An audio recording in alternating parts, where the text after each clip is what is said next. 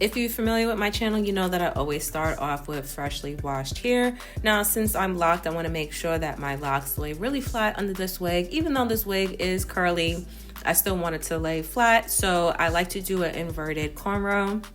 I feel like when I do inverted cornrows, it stays as flat as possible. So I'm just doing 2 cornrows, and then I'm just going to tuck them each away with the scrunchie, so that it is, again, nice and flat. So that's what you see me doing here. Next, what I'm gonna do is I'm gonna put a wig cap on, because I really want my hair to like seamlessly blend with the lace of this wig. And if you guys are wondering what wig it is the Sensational Butta Lace in the Unit 5. I chose the color 1B, and the hair does come with baby hairs on it. So for the lace to blend with my hair, what I'm gonna do is I'm gonna take that same foundation brush that I used to do my makeup and add that onto the lace so that it's a seamless blend.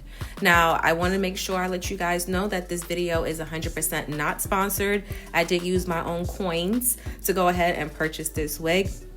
And if you are interested in this wig as well, I will put a link below to my Amazon affiliate link. Now, these curls are so gorgeous. I am not really...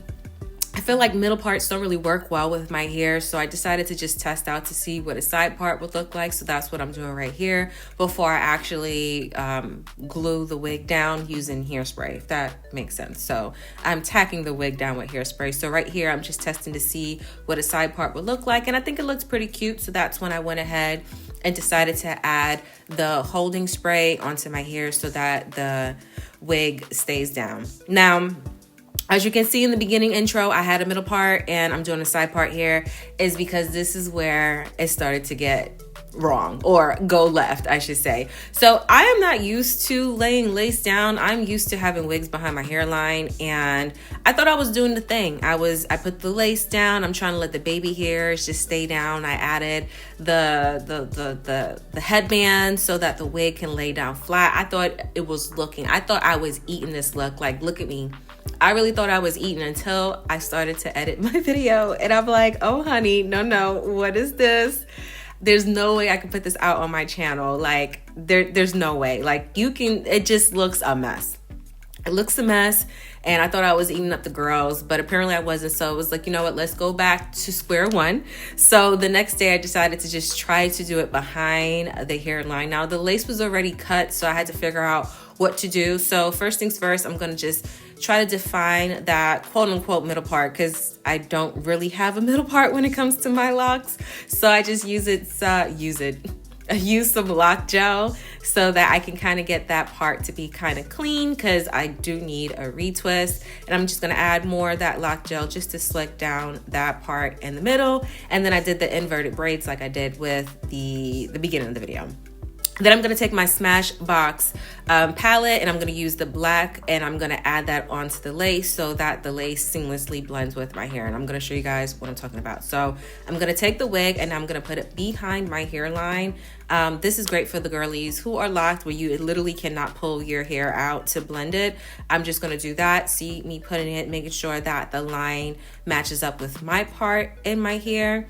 So after it matches up, that's when I'm going to take that black eyeshadow and I'm going to just start putting it on the edge of the lace so that it looks like it's blending with my hair.